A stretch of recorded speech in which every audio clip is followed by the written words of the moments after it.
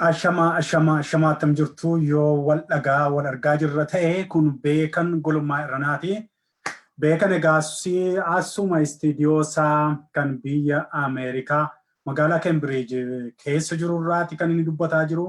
Attam jirtu nagaan Waaqayyoo isiniif haa ta'u.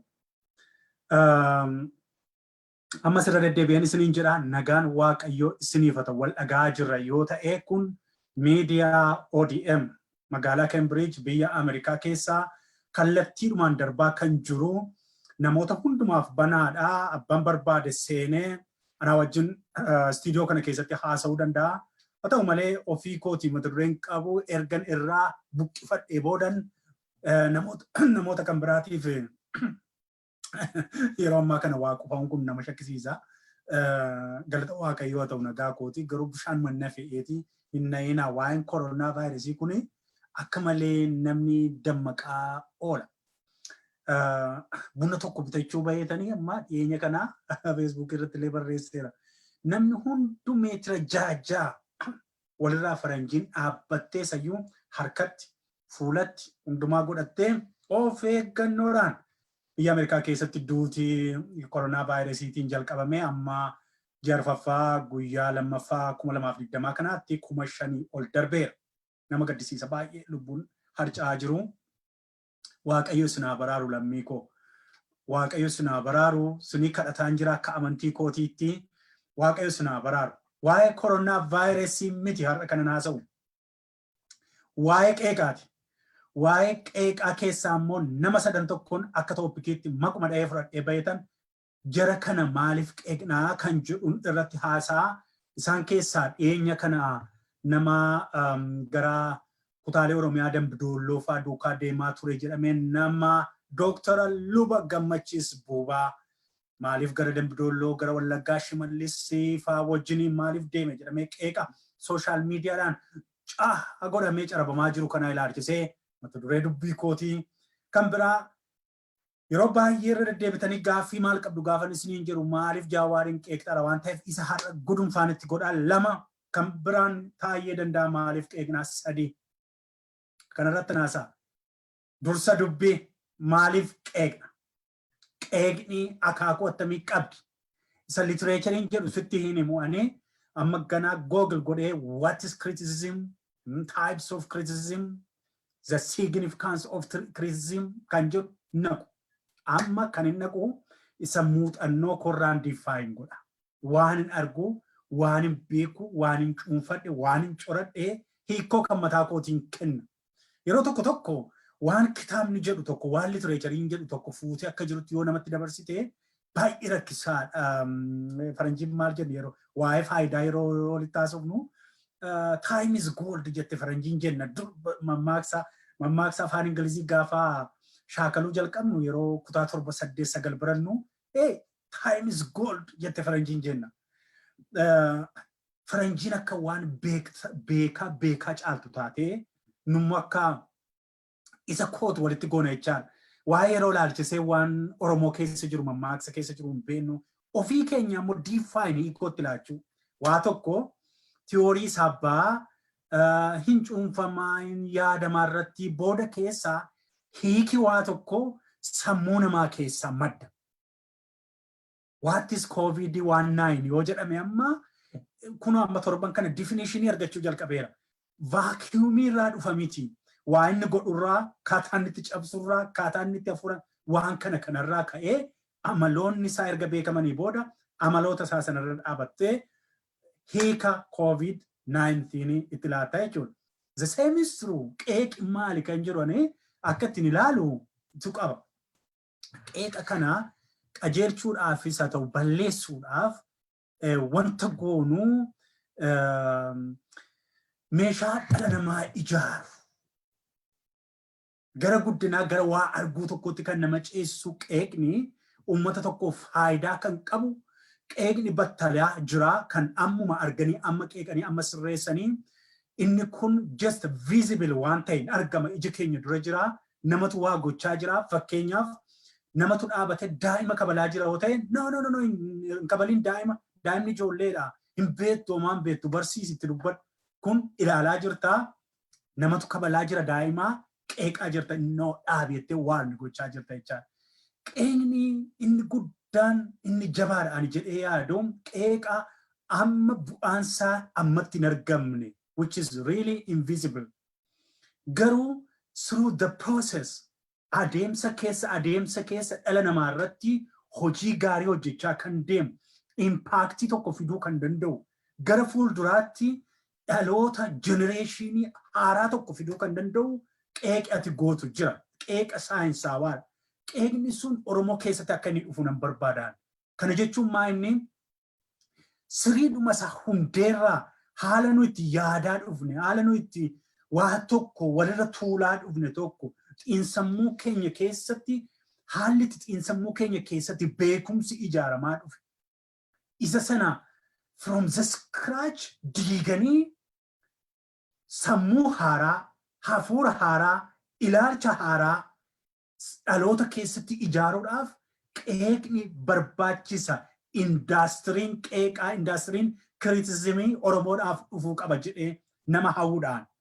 Sadarkaa sanarra hin geenye qeeqni ani qeequu nan beekaa, hir'ina qeeqa kootii nan beekaa, jala mureen beeka waan itikaalee waan gochuu hin qabne akkaataan nama ni qeequu hin qabne akkatti ni qeeqe nama immoo maqumti isaa dhaamuun irra ture kan dha'ee ol kaase waan tokko waa'ee hir'ina qeeqa kan mataa kootii evaluate gochaa waan hin jiruu fi isa gaaf tokkoon isinitti hima.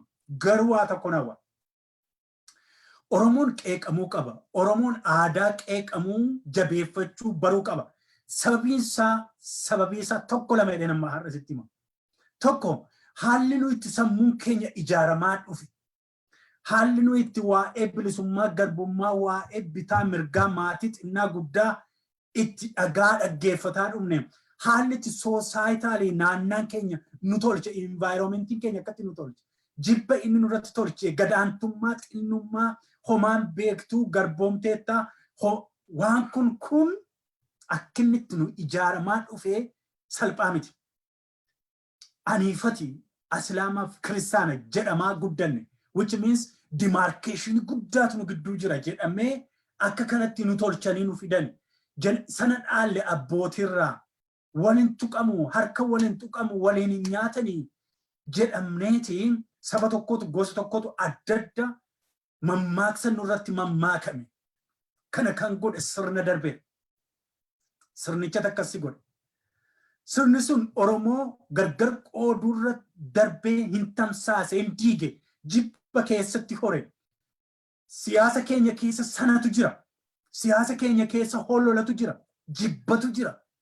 Nama ta'e ka'e tokko, nama qaroo ka'e tokko akkaataa itti dhaamsan, holola qindeessuudhaan akkaataa itti jaamsan, keessumattuu qeeqa, duula qeeqaan namatti bobba'u irratti ijoolleen maqaa abaa'oo deeggara yookiin waraana bilisummaa Oromoo deeggara ijoollee jedhan kana keessumattuu Oromoo keessaa kan sum'ii baay'ee qeeqni isaanii badaa ajaa darbee immoo raashinaal kan hin taane gadi fageenyaan yaaduu kan hin dandeenye garuu dhaaba guddaa faana kan deemna warra jedhan namoota akkasii kanatu namoota jajjaboo namoota gurguddoo hundeedhaan qeeqanii cabsanii balleessuu barbaadu.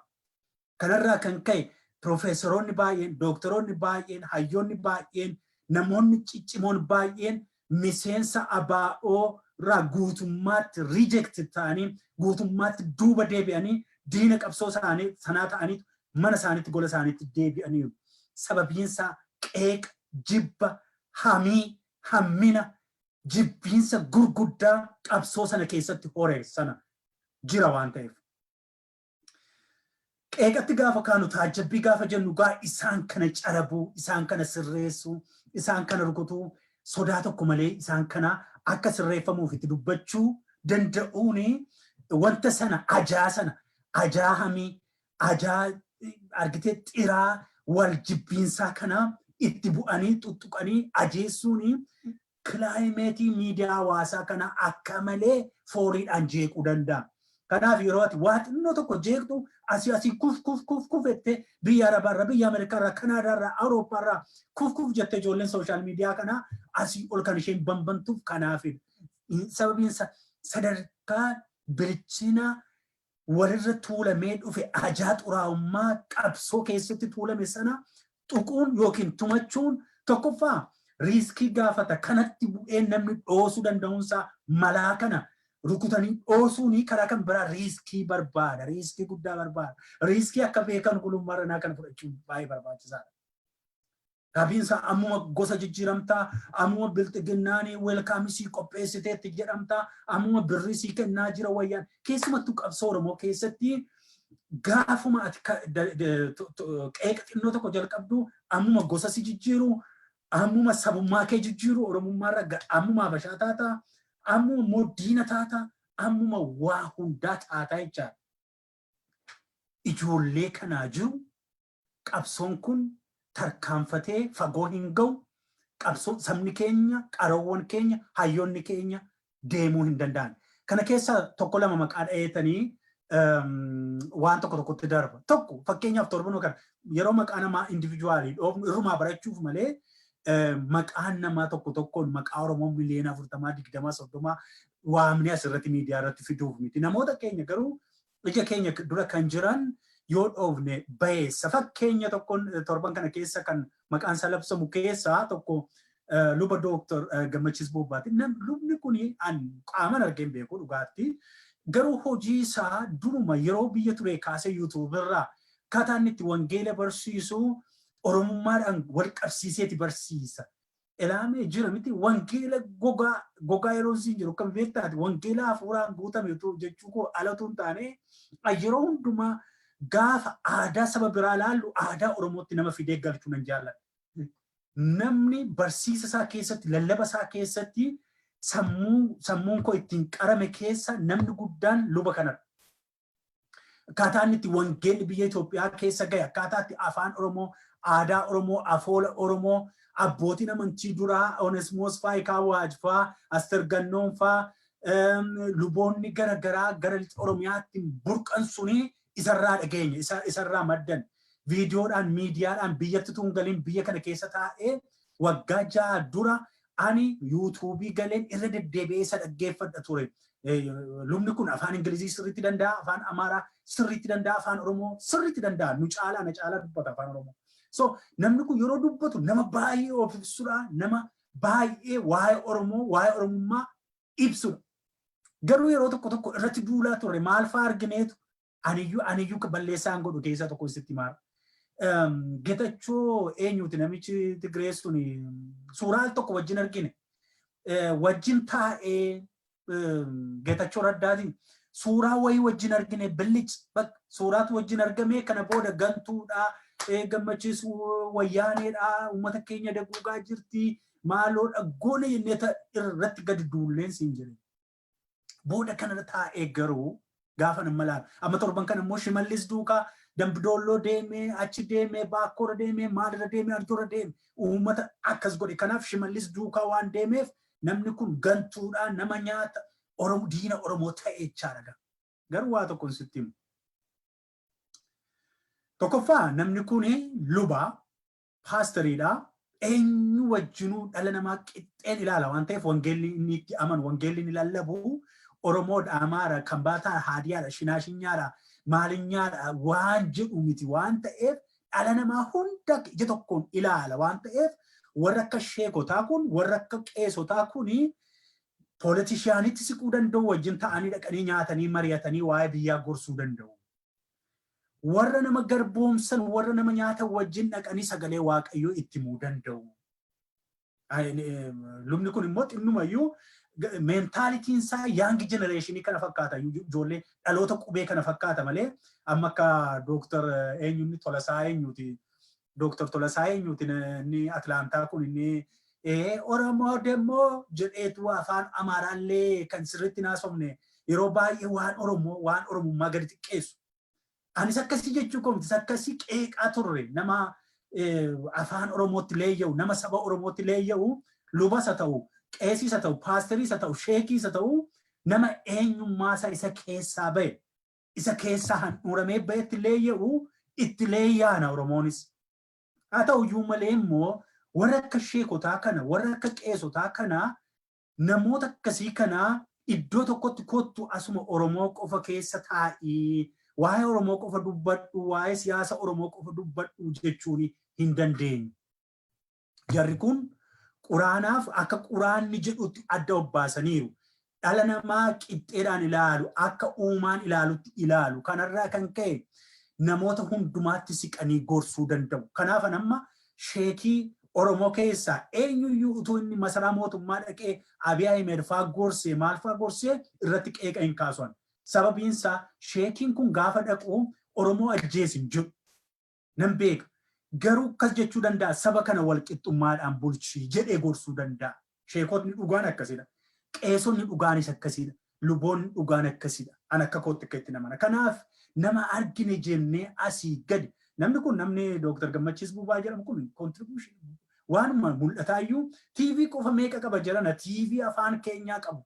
Argitanii mo'aa TV namoota keenya dargaggoota keenya ciccimoo keenya baasaa jiru. Namoota afaan kana guddisaa jiran keessa mana barumsaa iddoo adda addaatti deemee nama ijaaru kolleejjii nama ijaare waama amma LTV ishee jettu isheen siyaasa irratti challenge intalli sun warra politishaanii warra Amaaras warra Oromoos eenyuun walitti qabdee waccisiisu sana isa nuu fide. Maarree namni kuni waan gaarii godhe yooti waan inni badiisaa natti mul'anne innoo waan gaarii inni Oromoodhaa godhe baay'eetu jira. Waan mul'ataa waan visible ta'e waan amma qeeqa kootiin isin irfaa bu'aa visible ta'e eenyuyyuu arguu danda'u eenyuyyuu Google godhee arguu danda'u maal gochuu danda'u bu'aa gurguddaa ijoolleen gara barumsaatti dhufu yeroo uummanni keenya buqqaanis immoo birri hamma danda'e namni 200,000 fi walakkaa ergee dhaqee gara Somaaliyaatti yeroo buqqaa waan adda addaa waan godhu keessa namni maatii isaarraa hir'isee Oromoof gumaacha godhu kuni hamma kanatti akka nu warra Facebook irra taa'ee xibaaru kanaatti gadi dhiitamee gadi tuffatamuu hin qabu. Sababiin isaa qaroowwan baay'ee dhabaa jirra yaa Oromoo dhuguman isiniin jira.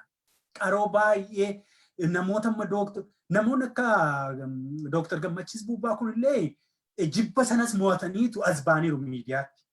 Holola sanas mo'atanii maqaa balleessuu sanas irruma darbanii warra politishaanittis ogummaadhaan dhiyaatanii jarana waa hojjechuudhaaf dirqama warra biyya bulchuutti siquu qabda. Maal gootare biyyan qabdu kaa?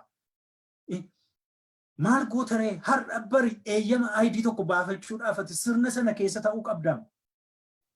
Waan gootu hin qabdu. Garuu inni nama ajjeesa yoo ta'e, du'a nama irratti labsa yoo ta'e, abaluun hidhi jedhamtuu ta'ee kana ragaan argame hin dhiifnu duuna malee.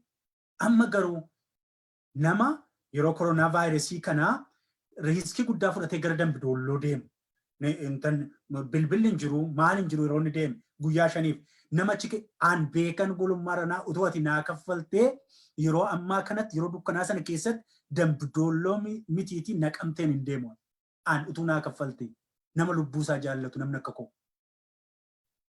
Bari bosona Oromiyaa keessaa rasaasni eessaa baheeyyuu waan baay'ee jira kaa waan rasaasni waan bosonni baatu waboo qofa miti bar kashalabbeen bosona jirti bar kashalabbeen adda addaa mootummaanuma keessaa baatee maal baatee bosona keessa yeroo inni konkolaataadhaan deeme namni kun walitti qabdee rukutuu dandeessi bar du'uu danda'a maatii qaba daa'ima qaba haadha manaa qaba maatii ijoollee guddisa karaatti hafuu danda'a maal baay'ee karaatti hafe bar warra mootummaa keessaa yookaan gadi bu'ee kan reeffi galee jira miti warra sababiinsaa abbaa nama dha'uun beekamu biyyi sun amma mootummaan qabu keessumattuu garri baadiyyaa mootummaan qabu kanaaf bosona keessaa kan hidhate kamiyyuu darbatee si dha'uu danda'a yeroo akkasii kanaa uummata koo naqee dubbisa hoo jedhee is fine jajjabeessuu qabda maal dhaqu inni ofitti fadhadee baga dhaqee maal jajjabeessinee baga nuu dubbi ergasii ol deebi'ee immoo haala keessa jira haala sabni sun keessa jiru nutti hime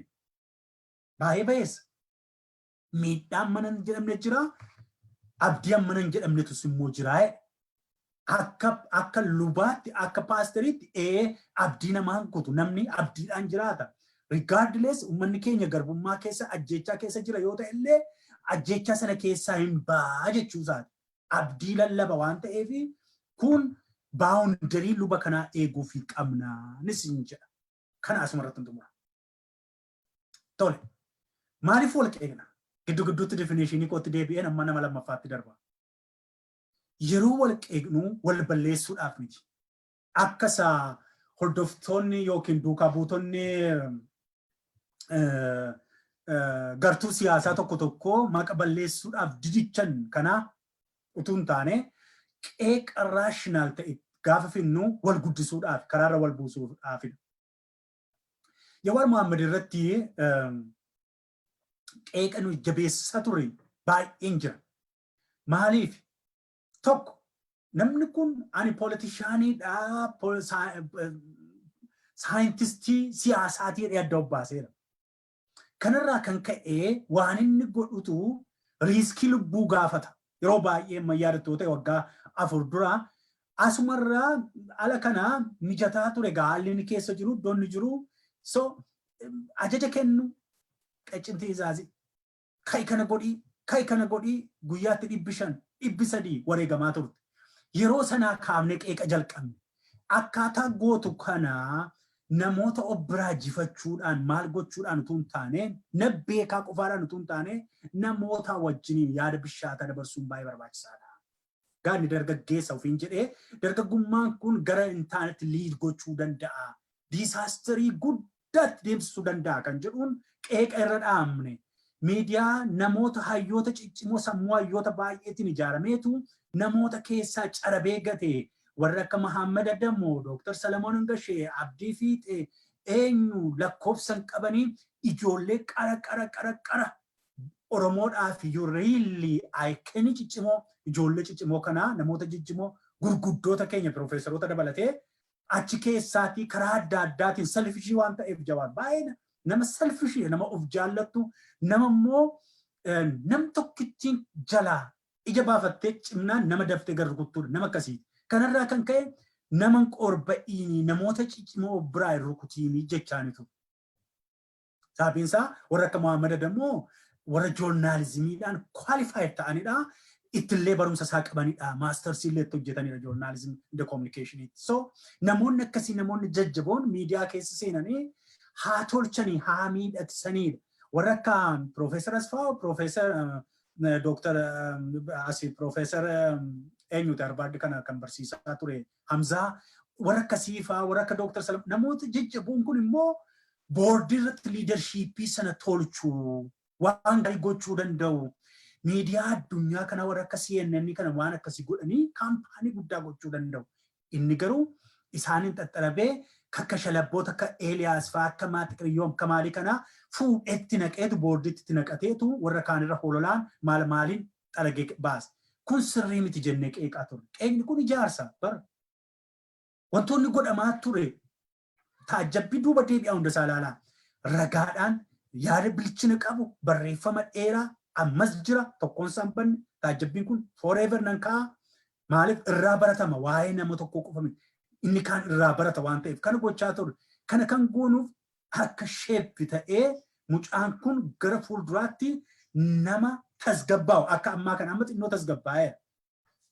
Yeroo sana kan bahee kan wacu isu mana akkasan godhaa maaliin godha jedhee addunyaan kun isa malee akka waan hin qabnetti dhugaa dubbachuudhaaf taanaan beekumsaanis barumsaanis nama Oromoo keessaa achi ga'e jechuu miti mucaan sun. Miidiyaan garuu nama wallaalaa beekaa godhee dhiyeessa. Miidiyaan barfaarra bara. Miidiyaan lugna guboota gootee keessi bara. Miidiyaa dhabuudhaan hayyoota baay'eetu wallaalaadha. Dhugaan isin jedha carraa miidiyaa dhaban malee warra baanee wacabbarru kana miti hayyoonni dhugaa an kana dhugaa kooti waggaa 4-5 duras dubbadheera kan. Hayyoonni warra wacaa jiru kana miti. Warri wacaa jiru kuni warra maallaan jedhu bira dabarree baanee arrabsamnus tuffatamnus maal goonus jennee hunkuruu jalqabneera. Nuti warra sodaa mo'ateera malee beektolii miti beektolii jajjaboon jiru. Waan akka addunyaa kanaaf nama addaa ta'e tokkotti waan addunyaa kanas waan inni godhe tokkotti yeroo tokko akkas ijaaree miidiyaa ijaaree qeerroo ijaaree waan akkas jedhamu tokkoyyuu hin jiru. Qeerroon of ijaare miidiyaa immoo hayyootatti ijaare. Den kanuma inni immoo kontirool godhee ganama miidiyaa irratti ba'a galgala waaree booda miidiyaa irratti ba'a biyya ijoolleen dhaamsa ergiti dhaamsa sana maxxansa warra akka Abiy Ahmed fa'itu warra akka Taakkala injiinar Taakkalaa fa'aa kanatu warra akka lammaa magarsaa kana fa'iitu odeeffannoo ergaa ture asitti beekna. Ijoolleen gaazexeessitoonni nutti himu kan nutti ergu warra OPDO fa'aan nu ergaa tureedhaan odeeffannoo yeroo sana. Waa'ee qormaataa tamee waa'ee maali mana OPDO keessa OPDOon warra wayyaanotaa jibbiteetti waan ta'eef ichitaachi jiru as ergiti gara OMN'tti Jawaarii wajjin hojjechaa turani warri OPDO. Kanaaf itti erguu sana fuudhee bal godhee inni maxxansu waaw malee samiirraa fuudhee san akkuma kanaan fuunee hayyuu beekaa saayintistii goone. No qeeqaa namni kun nama akka kee tokkodha nama dadhabduu tokko kanaaf qeeqnee sirreessinaa jenne malee diinummaa tokkoyyuu hin qabu. Diinummaa inaaffaa maal inaafu kanaama maal qabaa maal inaaf ta'a. Nama dadhabduu tokkodha. Nama mana iyyuu qabachuu hin dandeenye nama xinnoo garuu wacuu dandeessudha. Bakka kanumadha. Akkuma kanatti fudhu. Malee qabsaas miti. Qabsaa jabaa guddaa maalos gootes wannoon jedhani. Habashaan naati dhugaadha. Gaafa gurbattiin naannoo habashootaatti guddatti waan ta'eef meentaalitii habashootaa sirriitti qabdi. Dhiigni ishee segaa ishee isa boodatti deebinaa. Kanaaf wacabbaruu dandeessi laangweejii seenanii beekti diraamaa isaaniitti taphatti waa gochuu dandeessu beekamaadhaan garuu gaafa ishee wacabbartu habashoonni wacatti iddumaallee kan argineera dhuguma takka habashaadhaaf jetteellee baganuu jiraatte gurgurtii hin jedhaan qabsoo Oromoo keessatti tuun taane qabsoo Oromoo keessatti bareechuurra kan isheen balleessitetu caala dhugaa dubbachuudha kun dhuguma waaqayyooti ragaa wajjin asitti makan kan isheen bareechiteerra qabsoo Oromoo kan isheen naafessitetu irra caala. Erguma biyya galte qabsoo Oromoo akkaataa isheen itti jaamsite salphaa miti waan isheen goote.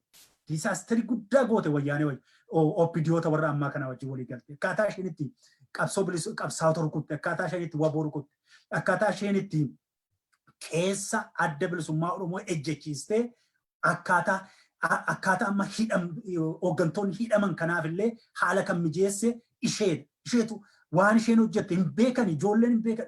Nam beeka kana nama muraasa beeka jara keessa dhaqxee yoo barbaadde waa xinnootti bocoqxee maal gootee hojii isheen hojjette hojii diiggaati.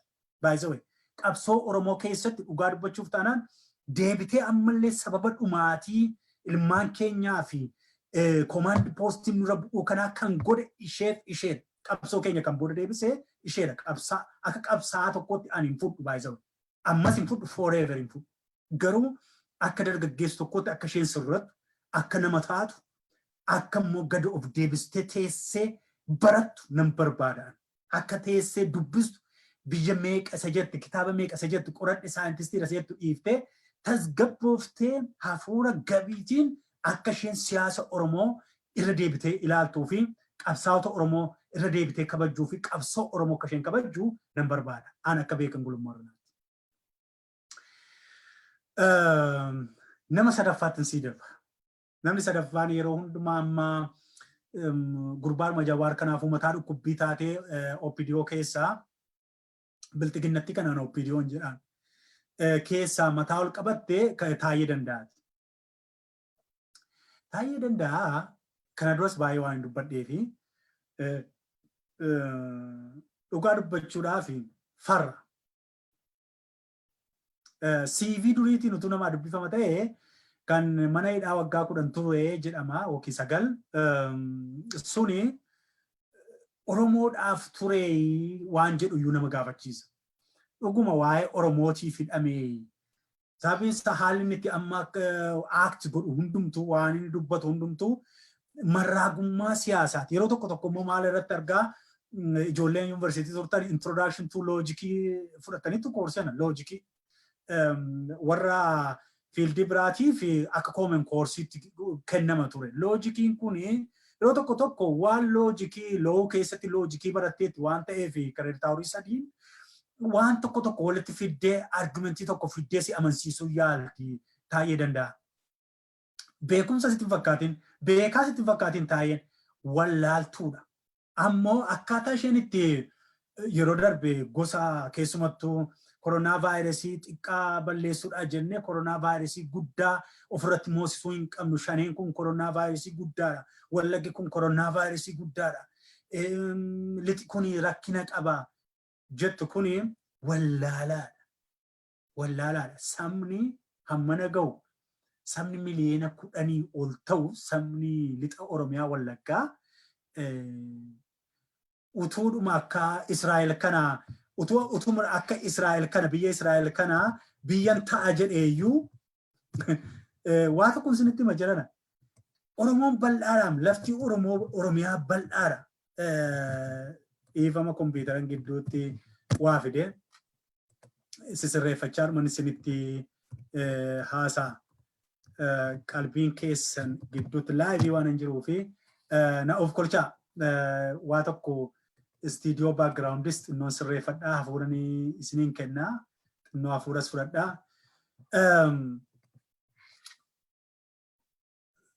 Xinnummaadha kun biyyi Israa'el kuni Google godhaa lakkoofsa uummata Israa'el miliyoona 5 amma 6 geessetti ta'inna.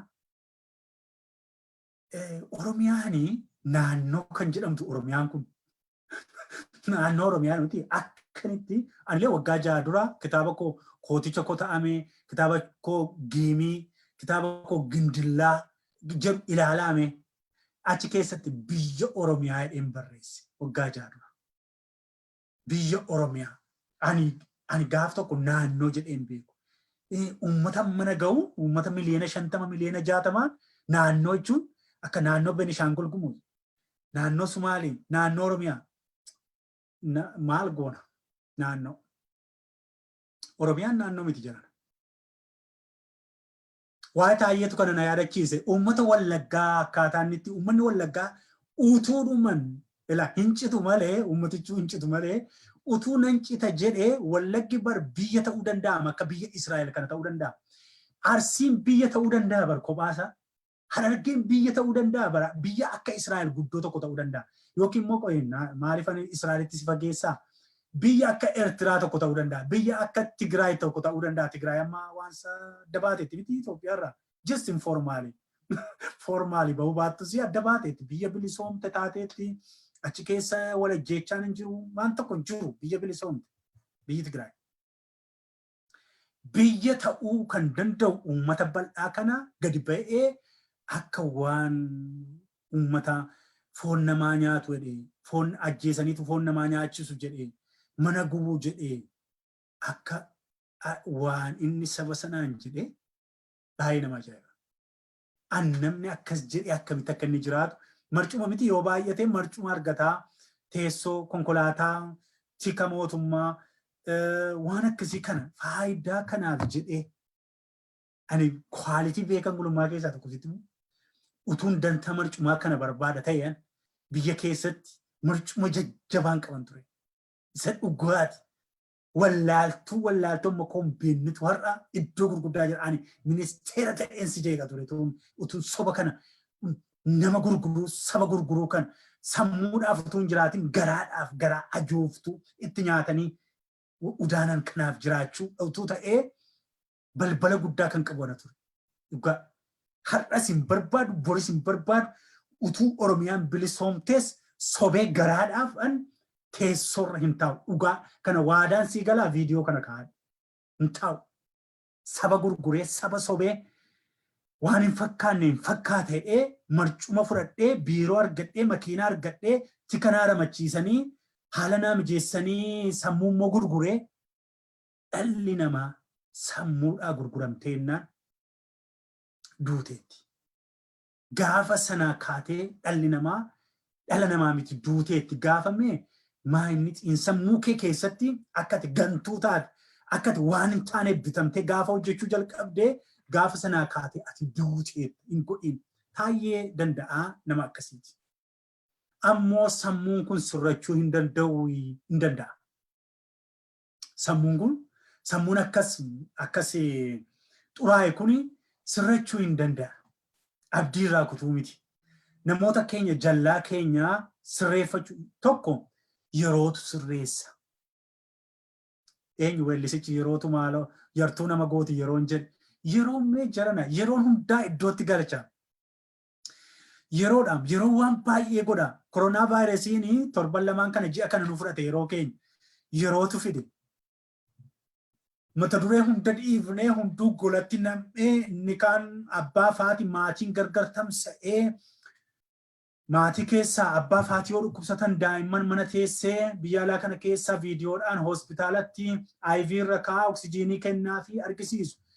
Maatii walitti boossise argitee koronaa vaayirasii maatii walitti boossise daa'ima abbaa fi haadha walitti boossise yeroodha kun yerootu fide jarana yerootu kenneef malee OPDO'n silaa qabsoo kanaan qabsoo ta'e kanaatiin dhugaa dubbachuudhaaf taanaan OPDO biyya bulcha jennee yaanneen beenu bilxiginnaan seen bara 2016-17 dhugaa koon isiniin jedha an akka yaadettin isinitti magaa gaafa wayyaaneen bututtuu ani biyya kan bulchu kan qabatu adda bilisummaa hooggansa adda bilisummaa Oromoo jalatti waraana bilisummaa Oromoo bosona jirutu bosona ba'ee magaalaa qabatee ijaarsi haalaan ijaaramee Oromiyaan nagaa argattee Oromiyaan mootummaa mataa isaatii argatee hundi keenya daangaa lafaarraa biyya keenyatti deebinee hunduu yuunivarsiitiin gurguddaan Oromiyaa keessatti ijaaramee wayyoo waan yaadaa ture dhugaan isiniin ani OPDO'n iddoo qabattee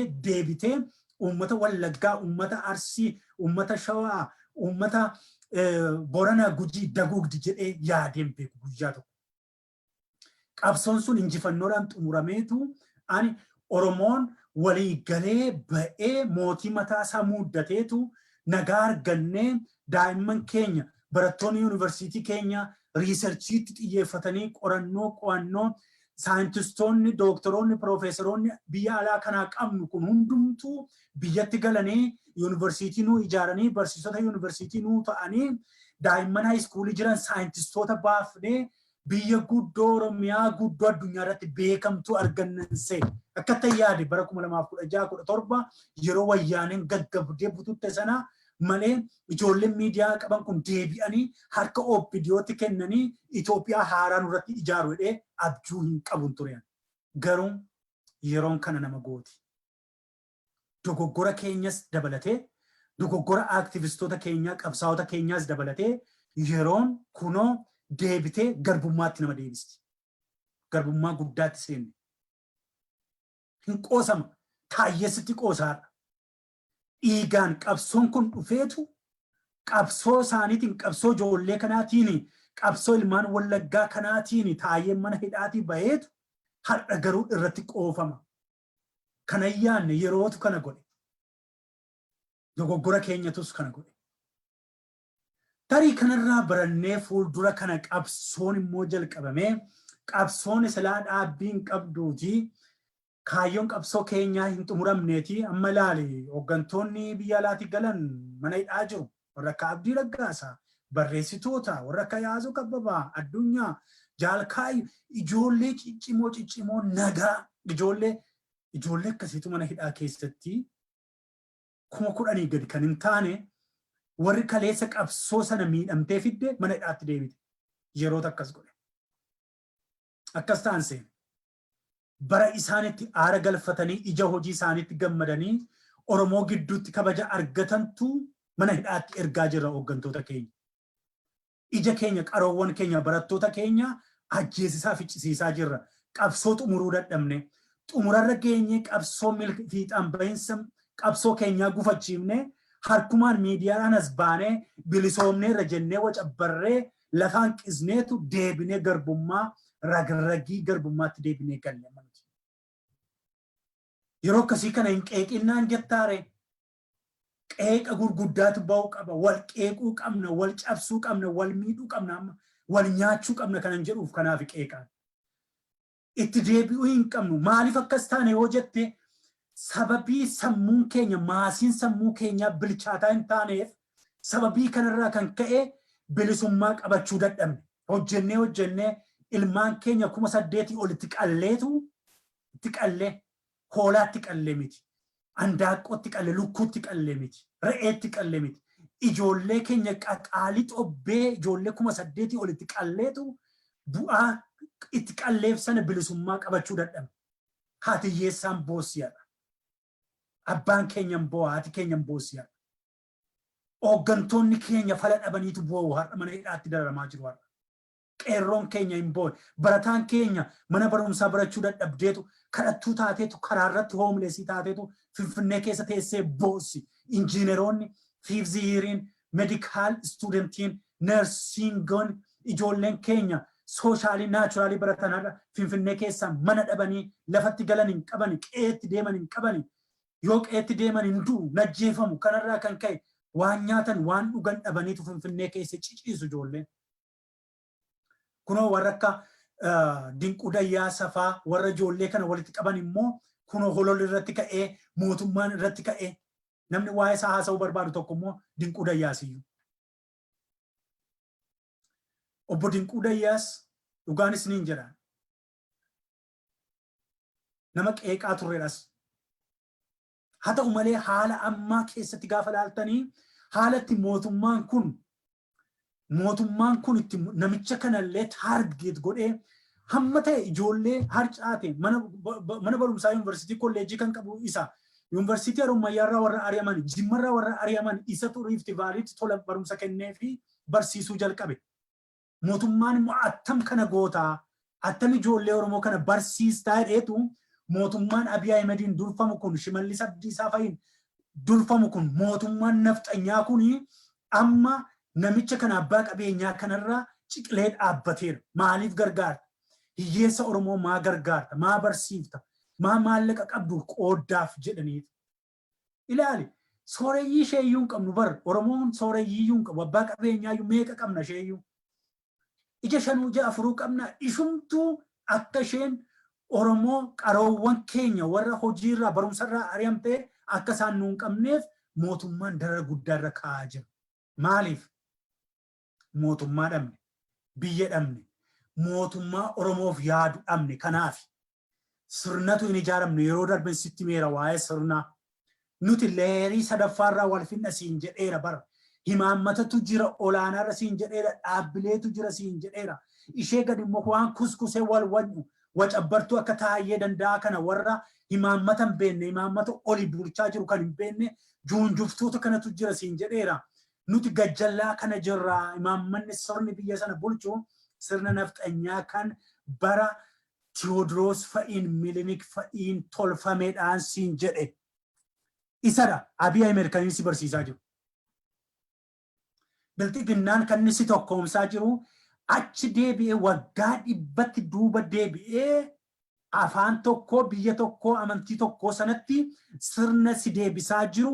Sirna bilxiginnaa afaan baafatee maqaa geddaratee meddemmerii jedhee modernize godhee Oromoo cabsuudhaaf, Oromoo cafaquudhaaf, Oromoo kineessuudhaaf, siistemii Oromoo keessaa gadi baasuudhaaf, abbootii qabeenyaa dhiitee baasuudhaaf, qaroowwan keenya, ijoollee keenya, barattoota keenya, ciccimoo keenya dhiitee kabalee baasuudhaaf sirna kanatu ijaaramaa jira. Sirna kana diiguun egaa qabsoo jajjabaas barbaachisa.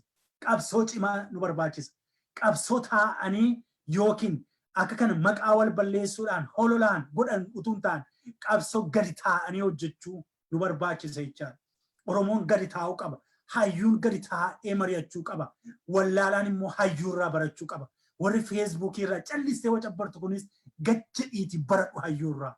Hayyoonni immoo gadi ba'aa barsiisaa. Kanaaf qabsoo keenya hojjennee xumura irratti harka garboonfataa keessa keenya. Kanaaf siistemiin kun poolisiin imaammanni amma ijaarame kuni Oromoo simachuu dide. Oromoo wajjiniin wal aammachuu dide. Kanaaf wal qeeqna. Kanaaf wal qeeqna obboleessaa, obboleettii, harmee, abbee. Kanaaf wal qeeqna itti fufnees wal qeeqna fayyaa ta'aa. Anaa keessaa bahuudhaaf barsiisaa Gammachuu Abdiisaa Atoomsaa game baga nagaan dhufte. Ayyeen baga nagaan si dhaggeeffachaan ture dhumarrattiin seene. Haa ta'u egaa dhumarratti xinnuma daqiiqaa lamaan sadan tokko si dubbachiiseen cufaa warra hin beekneef Gammachuu Abdiisaa Atoomsaa barsiisaa yuunivarsiitii Finfinneeti staatiksiidhaan specialize godhee yeroo darbe miidiyaa ODM irratti kutaa tokko lama kanan hojjechiisee du'eera jedhamee nama baay'ee viidiyoo kana dhaqaati irra deebi'aa ilaala. Nama kanatu har'aa jiraatee barsiisaas ta'ee kunoo biyya alaatii iskoolaarshiippii argateetu barachaa jira. Barumsa dabalataa. Tole gamme irra deebi'ee beeksisuun miti kanaan dura eenyu akka taate gadi fageenyaan himnee irra xumuruu baannu iyyuu itti deebinee yeroo hin arganne na dhaggeeffachaa turte. Maal gaaffii narraa qabda yoo ta'e na gaafadhu yookaan immoo waan yaada dabaltu qabda yoo ta'e immoo dabalii fayyaa ta'e. Okay. Ay gaaffii akka yaadaate gaaffii odoon ta'an tokkoffaa irratti waa'ee qeeqa keerraa keeraate jechuun haalli qeeqa kee anaan dabalatee namoota hedduudhaa fi bitaatti ta'a jechuun haala ittiin barannedha waan nuuf jechuudha. Jechuun haalli baay'ee waan haalli baay'ee namatti amanne tokko qaama dadhabaa keenya goone jiraan akka waan ta'eef gaafa sana tuqxu fakkeenyaaf hagammaatti wanti anaanii miira keessa nagashu waa'ee Jawaariin kiristaas gaafati gootu dhugaa soba ta'u garuu hagammaatti miira keessa nagadha. Riyaaltiin asitti dubbachaa deema akka maaliif tokkoffaatti kallitti sanaan barreekkaadha. Maaliif al tokko kireeditii namaaf laannaale iddoo guddaa keenya eeggatee jiraata akka waan ta'eef hangama kootiin sitti kaalaatti rakkaadha. Aadeffannaa akkanaa qabna haalli qeeqa immoo hunda keenyaaf haaraadha. Kanaaf anaan dabalatee namoonni baay'ee qeeqaa jechuun deemne maaliif akka si qeeqni beekuu baadhuleen gama kootiin akka keessi kobadaa yaada keenya fudhannee na godheerunaan. Hagammaatti yoo qeeqte namoota yeroo qeeqtootiin tolle jaalmarra yeroo qeeqtuun jaalladhu tiin naa jechuudha. Kanas sanas haa ta'u jechuudha. Jawaariin gaafa qeeqtu natti dhaga'ama akkaadha. Maaliif haalli qeeqa keenyaaf haaraadha akkaadha. Kanaafiyyuu al baay'ee kanadha ittiin barree namoota iddoo guddaatti ilaanne immoo qaama dadhabna isaanii nutti mul'atu odoo hin taane dadhabna hin qaban jechaa hin jiru. Haala qaawwaa keenyaa ta'e jechuudha. Haala qaama laafaa keenyaa goone jechuun namni sun yoo qeeqame utuu hin beekuu jechuudha. Ofii koodha utuu hin beekuu illee gaafa namni waa'ee marroo kaasu waa'ee Jawaar gaafa inni kaasu utuu hin beekuu dadhabna isa qabaatu maal isa ta'u natti wantoonni sensitiiviin ta'a akkaadha. Lammaffaa irratti waa'ee Taayee irratti al baay'ee kan namoonni gaafa ilaalan ilaalcha dhuunfaasaa godheetiin namni tilmaamaa ture. Taayeen aganni hooggansa jiraate irratti feekiidha. Feekii dhaaba sana keessa jiru gama kootiin agatee beeka waan ta'eef isaanis na beeku namoonni haala jaarsa Taayee fa'aa warroota Taayee ijaaran fa'aa hojii walquunnamtii qabna akkaadha. Dhugaasti dubbadhanii haalli jaarsaanii haala itti burjaajii uuman akkaadha. Taayeen gaafa nama maxxansee ilaalcha dhuunfaa kootii jedha akkaadha. Gonkumaa ilaalcha dhuunfaa isaa hin maxxansuun waan laatamuuf qabaa kana godhe. Dhimma kana kaasee gidduutti. Irra keessaanii dhiifama. Irra keessaanii siyaasa warra Habashootaati kan deemaa jiru inni beeku kanatti waan dubbatti qabdi sirriidha. Dubbiin inni dubbatu maal jedhu guutummaa tokko lama sadii jechuudha ilaalamee ture kan inni maxxansa fakkaata. Malee akkati yaaddu akkanamti ilaalcha dhuunfaa maxxansa maal akka jedhu maal tokko dubbateera Taayeen. Aadeffannaa akkanaa fiduu barbaadedha. Inni soba isa kana. Dhugaan sitti dubbadda. Haalli Taayeef laatame anaamnaa laatameera. Akkan hojjetu fakkaata jechuudha. An dhugaasan lafa kaawwachuun anis qaama mootummaa keessachuun akka nama riiskii qabaatee akka jiru nama salphaatti qaamudha waan ta'eef ani fan dubbadda waan hin sodaa qabsa akkaan qabu waan ta'eef jechuudha. Wanti Taayee laatame suni anaa fi namoota sadii taane teenyee mareen yeroo waabishee walii hoteeletti jechuudha. Dhugaan sitti dubbadda jechuun ifa dubbachuun gaariidha. Malee ilaalcha dhuunfaasaa akkaamti inni godhu. Godi jedhametti laatamaa warroonni fakkeenyaaf qaama mootummaa keessaa deebi'anii amma namoota hin amanan namoota qaama mootummaa keessaa sabboonoo ta'anii yeroo sanatti baanis jira akkaadha.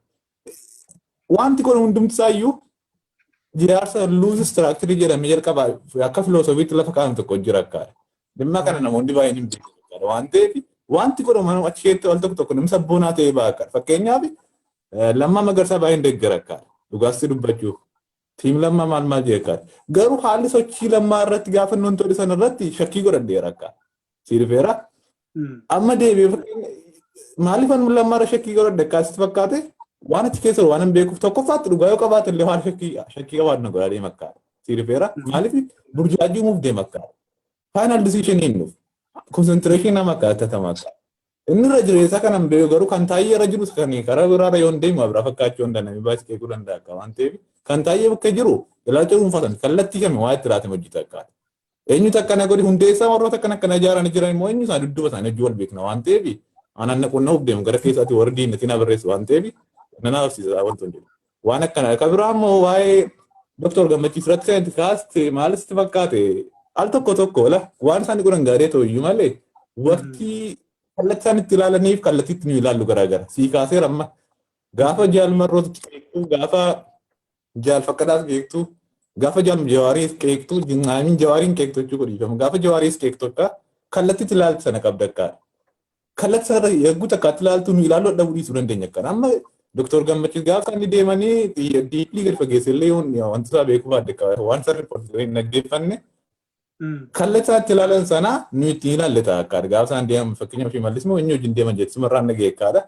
Eeguu sana namoonni reaaktii godhu akka jechuun dandeettii haalli reaakshinii keenyaa fi dandeettii hubannaa keenyaa irratti tokkoffaatti waan wal simaatti irratti fakkaatu akkaadha. Siirfeera. Damee akkatti reaaktii goonu sana beekuu dhabuu jedhee yaadu akka. Garuu isaanii kan godhan akka waan godhamu hundumaa namoota cimoodha waan ta'eef duubdeebii isa fageessanii ilaaluu danda'u akka. Nummoo amma gidduu kanatti gaafa inni fakkeenyaaf gaafa inni qaama mootummaa wajjin deemu shakkuun hin danda'a akkaadha. Garuu gaafa deeman sana jechuun Oromoon maal jedhaa hundaan dubbatan duddan dhungatan jedha. Waan akkana jedhamu maqaa dhufeera miti. Kanaafiyyuu waan gochuuf deeme sana kan namoonni qeequuf deeman akka kallattiitti argine akkaadha. Inni kun kallattiitti shakkine akkaadha. Garuu fageessinii maal gochuuf deeme namni kun waasirrii qabatee deemee waasirrii qabatee hin deemne kan jedhu isa kana hubachuu hubanneerraa hin hubanne isa kana akkaadha. Maaliif isa kan dhugaasa akka beeku Dr. Gammachiitiif waaqa isa uume duwwaa akkaadha. Maaliif waan keessaa jiru akka jechuudha. Kana waan ta'eef tokko irratti waa'ee Taayee irratti eenyumtiyyuu akka ilaalcha Taayee ilaalcha dhuunfaa Taayee isa kana. Ilaalcha kana lafa kaayisitti taasaa baruftaan asii hordofu waan ta'eef warri qaamolee mootummaa baruftaan anna gaafachuu danda'u waan ta'eef ani fan lafa kaaf waan wantoonni nama biyya bakka Chaayinaan jira nama biyyatti deebi'uudha nama wantoota turre waan ta'eef waan fuula wal qunnamnu waan ta'eef dhugaa jiru lafa kaa'an dirqama dakkaa. Qaama mootummaa irra taa'ee wanta jiru kaan jiru. Kan biraarraa kan hafee daawudal tokko waa'ee dhiifama yeroo keessa jalaa fudde deeqaan kan waan taasa. Kana beeku namni qaba bakka waan jedheefidha. Daawudii odeeffannoo waa tokko lafa waa kaa'eera. Waa'ee mootummaa bashoota deemee dhaabuu kana fulbaan irratti akka isaan karoorsaa turan jechuudha. Warra bashootaa fi istiraakcharii sana kallattii irra beeku sanarra meebii beekuu dhiisuu dandeessa akkaata. Maaliif durii kee hordofaatan jira waan ta'eef. Fulbaanaa kan akka isaan hundeessuuf deemaa turan akka siirfeera miti. Fulbaanaa kan akka isaan hundeessuuf Daawud odeeffannoo cimcimtaa qabu dubbatee duraan jechuudha. Inni kun immoo dhugaa isaa irratti jechaa turan akkaata. Siirfeera. Fulbaanaa kan jechuudha. Kanatti kan kallattii kamii amma fakkeenyaaf namni baay'ee konsentirashinii isaa waa'ee filannoo kan amma filannoo gaggeeffamaa Jawaartu dhufe Jawaartu akka dhugaa sitti taasaa 100 shuurii sitti taasaa mootummaa kana waa'ee filannooti nammoo maal jedhee akka namoonni turiin haala lafa jiraachaa ture kuni haalichi sobaadha inni kun dhugaasti dubbadha feekiidha. Dhufeera waan gochaa ture ilaalatu waan salphaa tokko Jawaar akka isaatti geemii keessaa baasaa turanii. Dhufeera warri kutamemma salphaa hooggantoota namaa moodaal hidhaa galaatti rokkaa. Wanticha namni dudduuba taa'een durbaa tokko wajjin teenyaa somnaantu ibsaa balleessuun gammeenaan jedhe. Deeggarsa natti jeenee tarafatu bitameenaan jedhe. Qabrii fuunaanis jechuun akkam beektaa tokko namni itti dhiigeera si dhufeera itti du'eera namni tokko jeen taa'ee haasaatu galeessa intala tokko maatii yaadeen jette. Achuma irraan kee natu maatii yaadarmee koo yaadeen jettu bilbiliin galiin durachuudha. Achuma irraan kee maan nanaa ermee korgan dubbisi ture naani. Anumtu obboleessi korga du'een nageejjee tokko booddee nagee ajjeefameenaan jette. Si dhufeeramti isuma waqtii kana keessaa jechuudha. Biyya arabaa jirti ijoolleetti feesbuukitti arginu akkaadha jechuun nagaa walitti dubbannu akkaadha. Kaffalamaa ture namni itti kaffalaa ture akkaadha. Si dhufeera dhalli namaa adamsamee ajjeefamaa ture gammaatti maal ta'aa ture. Waan ta'aa ture namoota argitu irra jeessa waan rukutaniitu maal rukutii tiksee rukutii hoolaan maalaan bitti namti beektamti kan. Tiksee kunnaan hoolaan ofiinu bittimti. Kanaaf maal gochaa ture namoonni immoo taatetti fakkeenyaaf waan irratti raatedha. Yuunivarsiitii keessatti yeroo barachaa ture kiiloo keessatti ani kwaalitii hin qabu. Garuu warra piyyoo maal na godhan yeroo kwaalitii iddaan alaatanii warra TPLF itti na dabarsaniiru. Kanaaf gammachuun haariyamu warri kaan irraa baratannaa jedhameera. Ani odeeffannoo isaanii qaba akkaadha. Waan salphaan nuti xiqqoo kana jechuudha. Warroota cimoo immoo gatii hin qabne akkaanatti kan meeyyee kana fudhachuuf ta'ani yuunivarsiitii irraa haariyamu barataa qabxii gaarii qabuun ture sana eebbifamaa ture akkaadha. Isa yuunivarsiitii tafe kan namni diiplii waa'ee koombii akkaadha. Innaa warra fuullee jiru rukutuu barbaadu akkaadha. Namoota ganda keessa namoota cimoo ganaa rukuchuuf itti deemu caalaatti kana caala. Jechuun haala ijaarsaanii maal isaanii guyyaa bira kaasee dubbata akka irraan callisee wantoota innaa sii kaase. Innaa tokkoffaatti waa'ee filannoo maal jechaa turu geemii taphatamaa turu namni hundumtuu dhaabbatee ilaaluu danda'u qaba akkaadha. Siidifeeraan dhaaba akka paartii kamiis miti aaboo namoo paaboo namoo kaafaa namoo eenyamoo oromoo namoo kanatti nan hawwata kan oromoon bilisoomtuun barbaada akkaadha.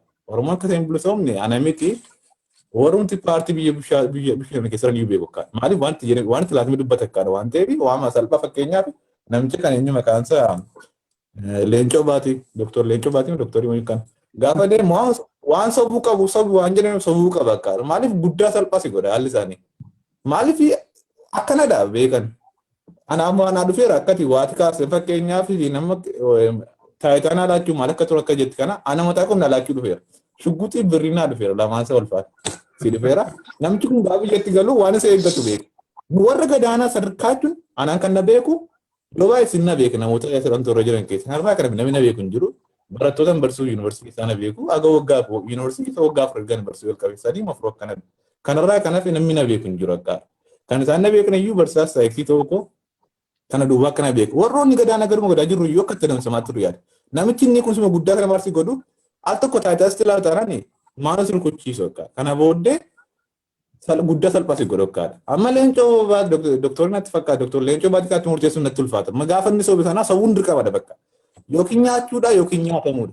Sarkilii wayii keessa gacu waan dhaggeeffamii isaanii. Hidhifeera. Waan akkanaa waan ta'eef namoota baay'een sarkilii keessa galaniiru. Jawaariin agartee akkana tokkichaan geemii keessa rukutanii baasaa turan. Hagammaatti waan ta'aa turu akka. Dudduuba isaan waan hojjetamaa turu meebii odeeffannoo qabaachuu hundeessa akkaataa. Jawaariin duubaan Jawaar waan fuulletti ba'ee jiruuftu ka Jawaar baannee dubbanna galbaay'ee. Namoota baay'ee akka isaan hojjechaa turan. Gamni xiqqoon neetwoorkiin kukkutaa jira. Daawwattoota keenya egaa xiqqoo neetwoorkiin gammeen rakkisaa jira. Qabxii babbareedduu nu kaase gammeen. Si hojjetee gammee? Hojjetaatiin jiru amma? Ammatti fufii. Okay. Ay na bukkee VPN malee hojjetu kanaaf dachaa ina rakkisaadha. Akkanatti sarkiliitti turu akkaadha. Wantichi kanaaf inni duraa waa'ee qe'ee kee irratti qe'ee kee nuuf adda natti haaraadha nama ta'a. Akka gammaatti iyyuu danda'ee liqimsuu hin danda'u natti ulfaata akkaadha. Si dhufeera.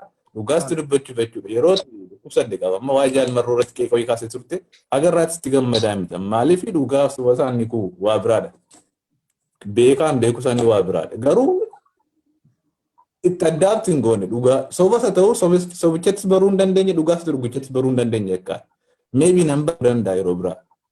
Lammaffaa irratti immoo waa'ee deemsa wanta irratti kaaste immoo naa deebisuu dandeessa. Waa'ee kan Dr. Gammachis irratti kaaste immoo kanuma ajji wal simakkaadha. Maaliif waqticha laallee raanneen hin beekamu waan burjaaji'uus jiraachuu hin danda'a namoota keessa. Maanti baay'ee sooshaal miidiyaan kun completely bitamaadha. Si dhufeera.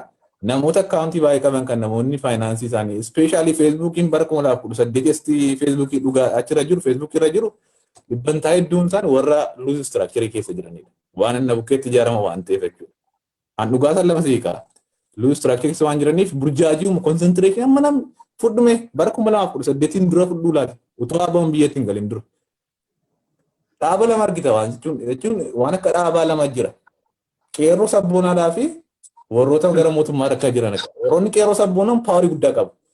Bara 2018 booddee feesbuukii ijaaraman irra jireessa ilaalu yookiin sabboonoodhaa yookiin akka mootummaatti dubbatu lamaan isaanii burjaaji'uuf amma feesbuukii irratti rukutaniiru mootummaan kana na bukkeetti hundaa'e luuz istiraakcharii jedhama warroota faakkilee uumaan ijaarame finfinnee namoota lama sii kaasuu hin danda'a na waamanii buna shaayee waa bisha beluutiitti wantoonni akkaadha maalumaaf iyyuu irra jireessa kan burjaaji'aa jiru nama hawaasni bal'aanii dhugaanni beeku sooshaal miidiyaa irra jiru irra jireessa burjaajiin sooshaal miidiyaa irratti uumame qaama mootummaatu meeqa warroota kana hojjechaa turanii yeroo biraa diipliitti siin deebi'an rakkoon qabu. Maalumaaf warroota sooshaal miidiyaa irra jiran akkaataan luuz istiraakcharii akkatti ijaarame akkana goone ijaarraa akkana goone wajjin mareennee guyyaa lamaffaa irratti anaan keessaa na baasan. Akka nageen naanna shakkaniin kan nageesse riyaakoodha.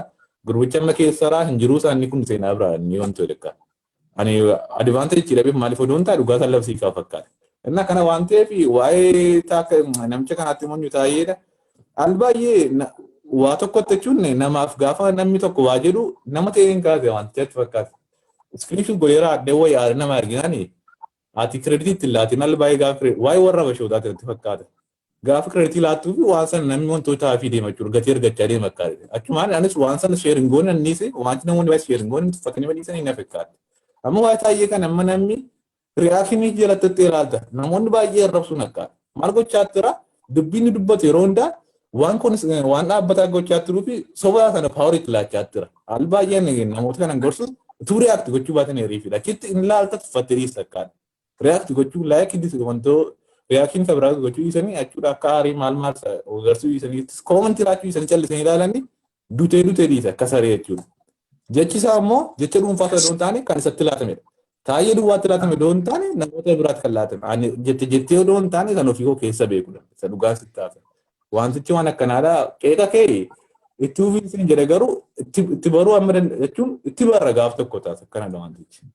Baay'ee ulfaadhu gamme hedduu galatoomii dhugaatti iccitaa yookiin waan bilchinaa nuyi illee eenyumaaf waaraa ta'e waan baay'eedha.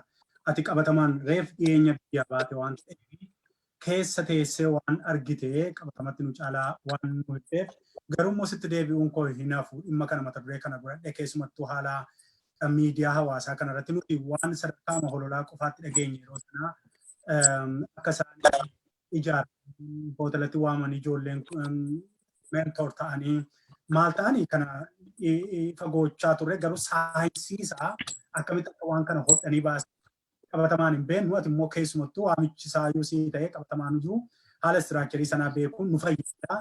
Guyyaa biraatti deebina game baay'ee fayyaa ta'e akka yaada wanta qomosi qabe irratti immoo amma dhumarratanii ibsatti kennee tan achumaan goota lama kan hin caalle gidduutti fayyaa ta'e ammas biraa walitti deebinaa. Egaan daawwattoota keenya barsiisaa Gammachuun Yuunivarsiitii Finfinnee keessatti istaatiksiisaa digirii tokkoffaatu barachaa jiruutiin barattoota rukutaman yeroo sana keessaa du'eedhamee kan miidiyaan gabaase keessaati inni viidiyoo isaa argitanitti yoo ta'e almost kanuma du'eedha. Ji'a muraasa booda lubbuunsaa obbaree nama kutaa reeffaatti illee riifarteedha. Dinqii waaqayyooti namni kun jiraate akka itti dubbachuunsaa ergasii booda mocaasaa biyya sanaa keessatti karaa adda addaatiin shakkanii takka abaa'oodhaa takka maaloodhaa takka waan adda addaa maqaa adda addaa laatanii fi tikii sekuriitiin biyya sanaa karaa hedduun duukaa hojjechaa ture. Haalatti miidiyaa hawaasaa irratti amma ijaaramanii nu abaaran kana maqaan isaanii Oromiyaan ni bilisoomtii bilisummaa Oromiyaa maalii maqaa keen ala maqaan uumame kun keessumattuu bara 2017 asii mootummaatu biyya ijaare. Konfiyuuzhinii kana uumuudhaaf, sirratti duuluudhaaf, qomoosi gaddaruudhaaf, holola banuudhaaf kana kanaaf akkan xiyyeeffanne keessumattuu keessa nama maqaa isaa dhugaatiin waa hin katabne hin ilaalinaa. Mootummaatu inni ijaaraman ijoolleen kun Finfinneedha waayifaayii tola qabu, biildingii tola qabu, miindaa tola qabu. Mootummaan baay'ee itti fayyadamee baay'eetti hojjetaa jira. Isa keessaa hangafti isaanii jechuun karaa kan biraa kan isaaniin to'atu Taayee Danda'aa ergama sana yookiin galma sana walitti qabaa isaanii warra akka Addisuu Araggaafaa warra akka Injiinar Taakkilee Uumaafaa jara kan akka ijaaraa akka turanii gammeen ammayyuu nutti meeraa egaa. Sirni tokko ofiisaa sarvaayiv gochuudhaa fi gama miidiyaatiinis gama teknooloojiitiinis gama dinagdeetiinis gama hedduun iyyuu hin qabataa kun tattaaffiin garboonfataan tokko godhudha yookiin qaamni aangoorra turuu barbaadu tokko istiraateejii manni gochuu qabudha. Sirni nuyi itti adeemaa jiru sirna salphaa miti filannoodha jedhamee wanta odeeffamaa jiru kanuma amma barsiisaan Gammachuu jedhu kuni dhugaadha filannoodhaan biyya qabanna jennee wanti ijaaramu tokko iyyuu hin jiru. Foormaalii filannoon ta'u jiraachuu mala isa booda abbaan moos beekamaadha ammayyuu adda baheera. Isa booda immoo biyyi ijaaramu biyya addaati biyya Itoophiyaan bara waggaa 150 dura isa ijaarame sanatti deebi'ee ijaarama. Kanuma eeguudha.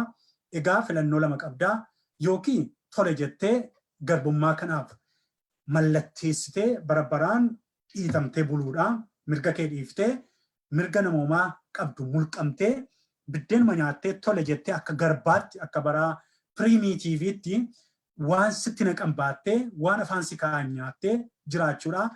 Filannoo lammaffaan ati qabdu immoo gatii barbaachisu hundaa kaffaltee waraana bilisummaa Oromoo jajjabeessitee ijaartee haaraa ijaartee iddoo hundumaatti istiraakcharii sirna kanaa kollaapsi gootee diigdee inni hojjettus inni biizinesiis inni hojjetaa mootummaas inni barataas inni barsiisaas sirna kana yeroo tokkoof isa dhumaatiif naaffessiteeti sirna Oromoof ta'u ijaarrachuudha. Sana hojjechuudha. Sirna federaalizimii dhugaa kan sabaaf sablammiin keessatti kabajaa argatanii naamusa argatanii mirga argatanii jiraatan gadi dhaabuudha. Sun kan dhaabbanne immoo warra dhaabbilee maqaa Oromootiin jiran hunda dhaaniiru. Akkuma amma Gammachuun jedhee aktivistiin keessan sarkirii sana galeera. Sarkilii waan jedhamu kun warra siniin gallee fi warra tarii hidhaa sana keessa kiyyoo garbomsataa keessa gaafa galtu salphaa sitti hin fakkaatin. Akka bakkeerraa bookkistu kana sitti hin fakkaatin. Al tokko jijim jettee kiyyoo sana keessa galtee jennaan sii dhumeera. Kan jalqabaa faayidaatu sii qophaa'a. Amma aartistoota keenyaa faayidaa qophaa'e kana laala. Makiinaa qophaa'e, lafa qophaa'e, mana qophaa'eef dan basic need. Isa booda karaan itti ba'an hin jiran. Amma fakkeenyaaf ati Hacaaluun nu dubbachuu didee, Hacaaluun waa'ee warra command postii dhumaa jiru dubbachuu attamitti dubbata sarkilii keessa galeera hoo. Hin jiru hin danda'amu iyyuu malee. Aktivistiin keessanis galeera sarkilii sana keessa. Waamamee doorsifamee kana ta'uu baannan kan si eeggatu hidhaadha. Kana ta'uu baannan dukkana kana booda kunoo hooggantoota abaawoyyuu hidhaa irraa eenyurra qarbee irratti siin lakkoofnu nu jala jirta. Paaspoortii gashiteetta kan keenya immoo siin kenninu. Kanaaf ati kana boodaati qullaadha. Qullaa kee homtuu sirkan jiru. Kanaaf cal jedhii jedhameera. Jawaar kee ni ati bilisoomne siin jedhe sun jechuudha. Kanaafi kan inni gochuu danda'u biyyi nagaadhaa, bilisoomneerraa, mootummaa kana kabajaa, mootummaa kana hatifannu kana gochuudha. Kana booda kana jedha. Fafakkeessuudhaaf isaaniin eeyyamsiifatee gaaf tokko nu qabsaa'ota fakkaachuudhaaf miidhama dubbachuu danda'a. Maaliif? Yoo akkas ta'e malee shawwadanii namoota baay'ee jiraachisuu hin danda'a waan ta'eef hin eeyyamuuf. Garuu he is in that circle. Na ajaa'ibe. Correctionii dooktara miti namichi sila jedhame suni garuu ibsaanii jira biyya keessa lakki intarneetii badeeyyuun argine nama hidhameeyyuun argine jedhe miti Aljazeeraa irratti namichi sun sarkilii keessa jira. Dhugaa dubbachuu hin danda'u. Dhugaan eeyyamuuf sirnichi. Tokkicha ijaarsaa bilxiginnaa yookiin obbidoo keessatti galtee jennaan keessumattuu gama siyaasaatiin gama tikaatiin ijaaramtee jennaan dhugaa dubbachuu hin dandeessu. Hin danda'amu akkamittiin dhugaa dubbata. Dhugaa dubbata taanaan immoo sirnichuma si ajjeesa. Amma namoonni baay'een du'aa jiru miti sirnichuma keessa. Koomishiinarii abaluu du'e, maaliyyoo abaluu du'e salphaa sitti hin fakkaatiin diinata ajjeesa isaan jedhanii abbaa torbee sanaa, maaliyyoo sanaa, abaa'oo sanaa, shanee sana tajjees isa isaan jedhan sitti hin fakkaatiin dubbiin. Nama achi keessaa quuqama qabdu immoo qat godhanii oofsisu. Sarkilii keessaa nan baay'attee qarqararra kan jirtu eenyudha jedhee yaada beektaa akka ammaatti ishee akka milkeessaa miidhagaa faayitii boolla qarqara jirti. Xinnoo qalama baratteetti miti hiree. Utuma sobdees dadhabdeetti shanee maaloo ishee shaneen nufi xeechaa ture miti barree gaddaa barakaanii dooktar milkeessaa miidhagaa. Amma garuu natti fakkaata sammuunsaa ceceebbaateetu Oromummaan kun maal kun jetteetu akka isaan jedhan ta'uufii ditti. Amma gurbatti waan eeggatu sittimu